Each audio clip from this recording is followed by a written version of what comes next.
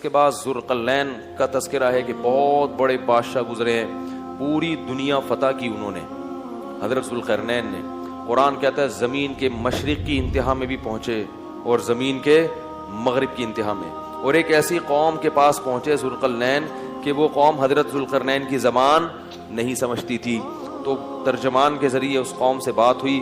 اس قوم نے کہا کہ آپ بڑے طاقتور بادشاہ ہو, ہم ایک مصیبت میں مبتلا ہیں, آپ اس سے ہمیں بچائیں. وہ مصیبت کیا ہے؟ انہوں نے کہا یاجوج ماجوج ایک قوم ہے جو زمین میں فساد مچا رہی ہے, تو آپ ہمیں اس سے کیا کریں, اس کے شر سے بچا لیں. تو حضرت ذوالقرنین نے جو پہاڑوں کی وادیاں تھیں نا, ان کے درمیان لوہا اور سیسا گرم کر کے, بڑا مشکل کام ہے یہ پہاڑوں کو لوہے اور سیسے سے بند کرنا, اس قوم کو پیک کر دیا, سیل پیک, کہ یہ قوم اب قیامت تک نکل نہ سکے اور دنیا ان کے شر سے محفوظ رہے. 2 جگہ قرآن میں یاجوج اور ماجوج کا تذکرہ ہے. حدیث میں آتا ہے کہ وہ جو یاجوج اور ماجوج ہیں اتنی کثرت سے ہیں, وہ کیا کرتے ہیں, دیوار کو چاٹتے ہیں روزانہ ختم کرنے کے لیے, کہ یہ دیوار چاٹ کے کیا کرو, ختم کرو. اور وہ جب ختم ہونے کے قریب رہتی ہے تو وہ کہتے ہیں اب ہم کل اس کو چاٹیں گے, اور انشاءاللہ نہیں کہتے. تو جب اگلا دن آتا ہے تو دیوار واپس اسی طرح ہو چکی ہوتی ہے. تو آپ صلی اللہ علیہ وسلم نے فرمایا قرب قیامت میں وہ یہ کہیں گے کہ انشاءاللہ اس دیوار کو ہم کل ختم کر دیں گے. تو جب انشاءاللہ کہیں گے کہ اللہ نے چاہا, کیونکہ وہ مسلمان نہیں ہے وہ قوم, جب اللہ نے چاہا کہیں گے تو وہ دیوار اگلے دن کیا ہو جائے گی, ختم. اور قرآن میں آتا ہے کہ پھر وہ زمین میں پھیل جائیں گے. وَتَرَكْنَا بَعْضَهُمْ يَوْمَئِذٍ يَمُوجُ فِي بَعْضٍ, اتنی کثرت سے زمین میں وہ بہت بڑی تعداد ہوگی, ان کی بہت بڑی تعداد, زمین میں ایسا فساد مچائیں گے کہ لوگوں کا جینا حرام کر دیں گے, گھس رہے ہوں گے ایک دوسرے کے اندر, اتنی کثرت سے ہوں گے. فرمایا, اور پھر حدیث میں آتا ہے, یہ تو قرآن میں ہے نا کہ اتنی کثرت سے ان کو چھوڑ دیا جائے گا. حدیث میں آتا ہے کہ حضرت عیسیٰ علیہ الصلوۃ والسلام جب نازل ہوں گے تو پھر یاجوج ماجوج کو ختم کریں گے, ان کی لڑائی ہوگی, وہ اللہ سے بد دعا کریں گے. پھر حدیث میں آتا ہے کہ اتنی لاشیں جب وہ مریں گے نا, اتنی لاشیں ہوں گی کہ ان کی لاشوں کی کثرت سے زمین میں بدبو اور تعفن پھیل جائے گا, اور اتنی لاشوں کو ٹھکانے لگانا مسلمانوں کے بس میں نہیں ہوگا.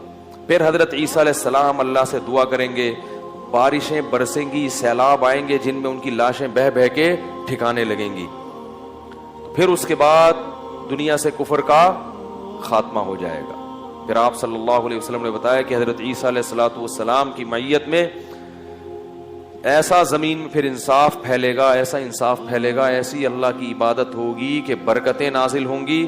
ایک انگور کا دانہ اتنا بڑا پیدا ہوگا کہ لوگ اس کو سیراب کر کے, ایک انگور کے دانے سے کئی آدمی سیراب ہوں گے, اتنے بڑے بڑے انگور پیدا ہوں گے.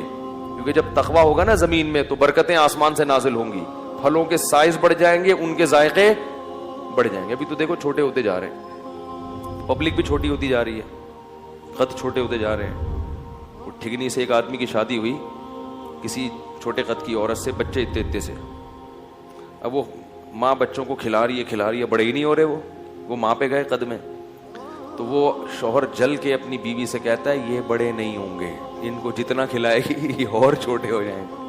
کہتا ہے ان کے ساتھ پودے لایا تھا, وہ بڑے ہو گئے اور یہ اتنے کے. یہ کوئی پرانے زمانے کا ہم نے کلپ سنا تھا. تو ہر چیز جو ہے نا اس کی برکت کیا ہو رہی ہے, ختم. اب آپ دیکھو, ہمیں یاد ہے بچپن میں جب روٹی پکتی تھی نا کچن میں, خوشبو آتی تھی دور تک. اب روٹی میں خوشبو ختم ہو گئی ہے, تو برکتیں ختم ہو رہی ہیں, ذائقے ختم ہو رہے ہیں. ہری مرچوں میں مرچیں نہیں ہیں, میں ہری مرچوں کا عاشق ہوں, میں کھانے میں ہری مرچ کے بغیر کھاتا نہیں, اور ایسے چباتا ہوں ایسے کر کے. مجھے لوگ دیکھتے ہیں. ایک دفعہ میں ہوٹل میں گیا تو میں نے کہا ہری مرچیں لے آؤ. وہ مذاق سمجھتے ہیں, وہ ایک اٹھا کے لے آتا. میں کہتا بھائی ہری مرچیں لے کر آؤ یار. اس نے غصے میں نا پوری پلیٹ بھر کے لے آیا, تو میں کھا گیا. میں تو چاہ ہی رہا تھا کہ پلیٹ بھر کے لے کر آؤں. تو حیران ہو رہا یار, یہ تو میں سمجھتا تھا یہ مذاق کر رہا ہے. تو لیکن اب ہری مرچوں میں ذائقہ 6-7 چبا جاؤ, اس کے بعد کوئی ایک آدھ نکلتی ہے. ہر چیز میں ذائقہ کیا ہو رہا ہے, اس کا گناہوں سے بھی بڑا گہرا تعلق ہے.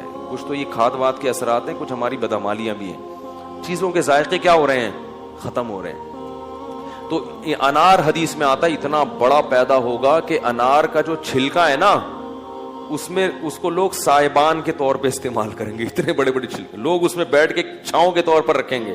اتنے بڑے انار پیدا ہوں گے اور ایسے ذائقے دار. تو یہ کچھ علامات تھیں جو اللہ تعالیٰ نے قرآن مجید میں بیان کی. اس پر پھر کبھی بیان کریں گے علامات قیامت پر, قیامت کی علامات میں کیا کیا ہیں.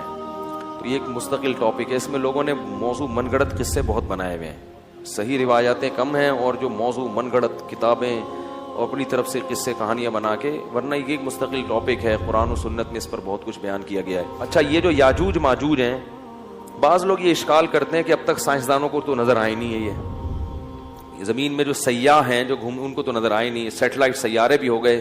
تو یاد رکھو, انسان نے یہ دعویٰ کرنا غلط ہے کہ زمین کا ایک ایک چپا دیکھ لیا. ایسا نہیں ہے, یہ دعویٰ ہی غلط ہے. گوگل میپ سے جب تک دیکھیں گے نہیں نہ جا کے, اور دیکھنے میں آسان نہیں ہے, اور یہ بھی ممکن ہے کہ اللہ نے اس کو گوگل میپ سے چھپا دیا ہو, پردے میں رکھا ہو. وہ پیک بھی ہو گئے ہوں گے کہ وہ اوپر سے نظر نہیں آ رہے ہوں گے.